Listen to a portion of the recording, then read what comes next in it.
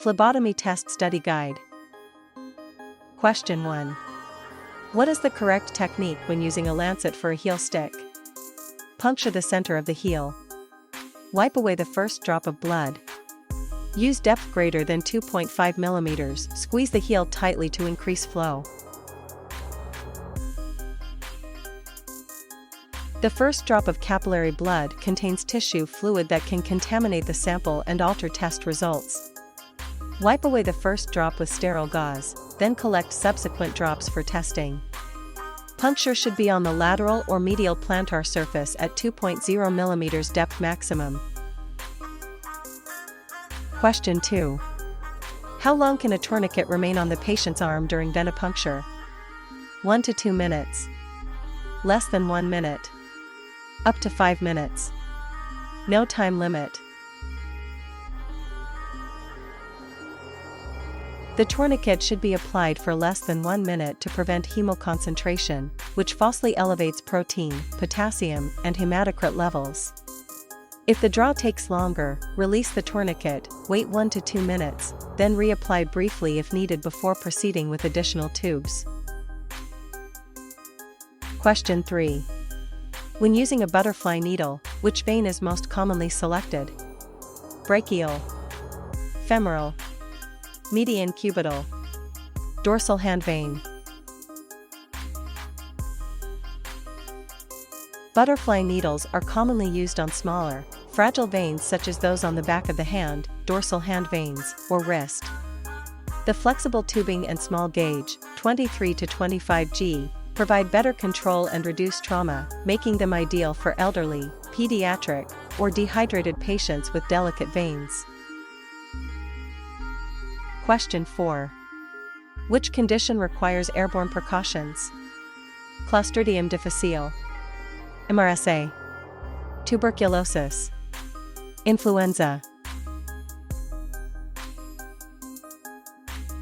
Tuberculosis, TB, is transmitted via airborne droplet nuclei that remain suspended in the air, requiring N95 respirators and negative pressure rooms.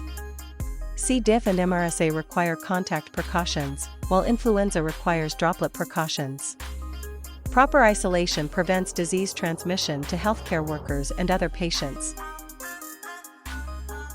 Question 5. The bevel of the needle should always face downward, toward the heart, upward, laterally.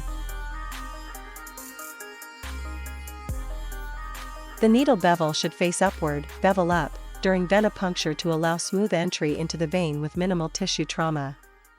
The bevel's slanted edge creates a smaller puncture site and reduces patient discomfort. This orientation also provides better control and visualization during needle advancement. Question 6. Which specimen type is most commonly used for routine blood tests? Plasma, serum, whole blood, capillary blood. Many routine tests such as complete blood count, CBC, coagulation studies, and blood gases require whole blood to analyze cellular components without separation. Whole blood contains all blood elements, RBCs, WBCs, platelets, and plasma, allowing comprehensive analysis of cellular and chemical parameters. Question 7. Why is it important to invert tubes immediately after drawing? To keep the blood warm. To prevent hemolysis. To ensure proper mixing with additives. To avoid exposure to light.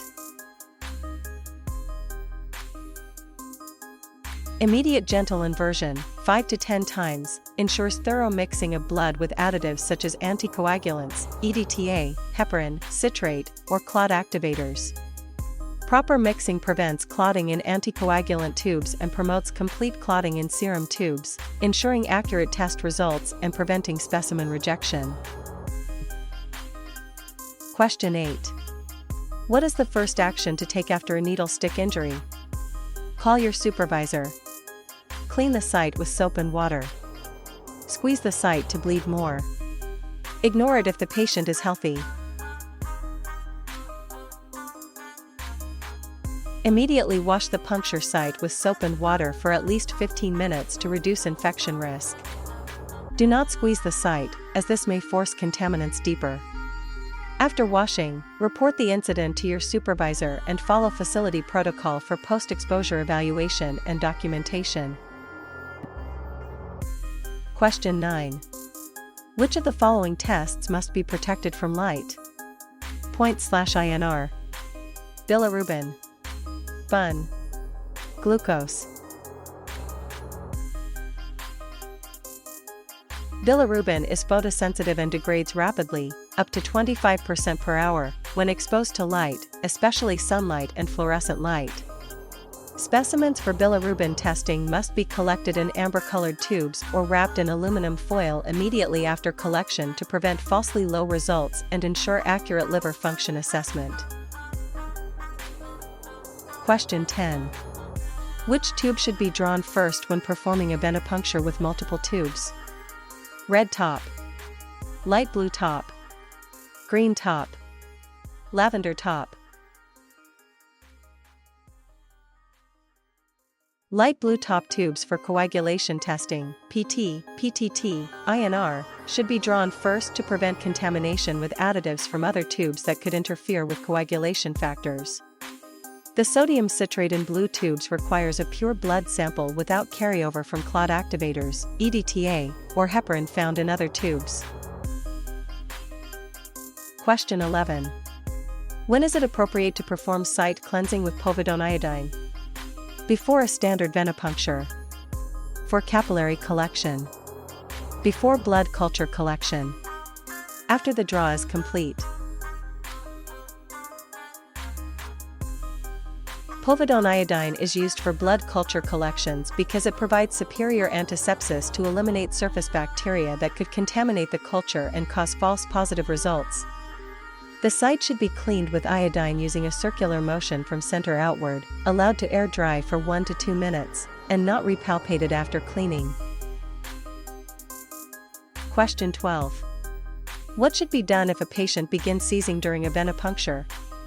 Hold the arm tightly and finish the draw. Remove the needle and protect the patient. Leave the room immediately. Call the lab for help.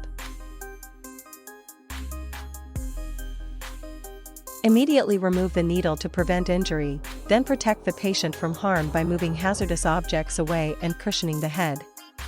Do not restrain the seizing patient. After the seizure subsides, assess the patient, notify the provider, and document the incident. Patient safety is the top priority. Question 13. Hemoconcentration during a blood draw may be caused by using a 23-gauge needle, leaving the tourniquet on too long, drawing from a vein above the heart, using a straight needle in the hand. Prolonged tourniquet application, 1 minute, causes fluid to shift from the intravascular space to tissues, concentrating blood components, cells, proteins, and analytes. This falsely elevates hemoglobin, hematocrit, potassium, and protein levels, affecting test accuracy. Release the tourniquet as soon as blood flow is established. Question 14. What is the purpose of performing quality control in phlebotomy? To save time during procedures. To meet OSHA standards. To ensure equipment and procedures yield reliable results. To increase patient flow. Quality control measures ensure that collection equipment, techniques, and handling procedures produce consistent, accurate, and reliable test results. Regular QC includes checking evacuated tube vacuum, monitoring specimen transport conditions, and verifying proper patient identification protocols. QC is critical for patient safety and laboratory accreditation. Question 15. A phlebotomist has difficulty locating a vein on a patient with obesity. What is the next best step? Use a lancet. Stick blindly. Use a blood pressure cuff in place of a tourniquet. Use a syringe draw. A blood pressure cuff inflated just below diastolic pressure, 60 to 80 millimeters of mercury, can aid in vein visualization in patients with obesity by providing consistent, controlled venous pressure without the discomfort of an elastic tourniquet. The cuff should be released after 1 minute to prevent hemoconcentration. This technique is particularly useful when superficial veins are not visible. Question 16. Which action can lead to hemolysis during blood collection? Allowing alcohol to dry before puncture. Gently inverting the tube 8 to 10 times. Using a small gauge needle. Keeping the tourniquet on for 30 seconds. Using a small gauge needle, 25G or smaller, with a standard evacuated tube creates excessive turbulence and shear stress as blood is forced through the narrow lumen, rupturing red blood cell membranes and causing hemolysis. A 21 to 22G needle is standard for routine venipuncture to prevent hemolysis while maintaining adequate blood flow. Question 17. A blood smear should be made from which part of the blood drop? The thickest center. The edge closest to the puncture site. The feathered edge. The dried crust. The feathered edge at the tail of the blood smear provides the optimal monolayer where red blood cells are evenly distributed without overlapping, allowing for accurate microscopic evaluation of cell morphology, white blood cell differential, and platelet estimation. This area is created by the spreading slide's trailing edge where cells are separated by a single layer. Question 18. When is the best time to collect a trough level for a therapeutic drug? 1 hour after medication. At any time of day. Just before the next dose. 3 hours after the previous dose. Trough levels represent the lowest concentration of a medication in the bloodstream and are drawn immediately before the next scheduled dose. This timing ensures therapeutic drug monitoring, TDM, accurately reflects the minimum effective concentration, allowing providers to adjust dosing intervals or amounts to maintain drug levels within the therapeutic window while avoiding toxicity. Question 19. Which tube must be completely filled to maintain the correct blood-to additive ratio? Lavender top. Light blue top. Green top. Red top. Light blue top tubes contain sodium citrate in a 9:1 blood-to additive ratio. Underfilling results in excess anticoagulant, falsely prolonging PT/INR values. Overfilling leads to inadequate anticoagulation, causing microclots. Both errors compromise coagulation testing accuracy and may require specimen recollection. Fill tubes to the indicated mark and invert gently 3 to 4 times. Question 20. Which condition might require blood to be collected at specific times during a 3-hour window? Blood culture. Glucose tolerance test. Hematocrit. Point/INR. Glucose tolerance testing, GTT, requires timed blood collection at specific intervals, typically fasting, 1 hour, 2 hour, and sometimes 3 hour, after ingesting a standardized glucose solution. This timing assesses insulin response and glucose metabolism, helping diagnose diabetes, prediabetes, and gestational diabetes. Accurate timing is critical. Deviations invalidate test results.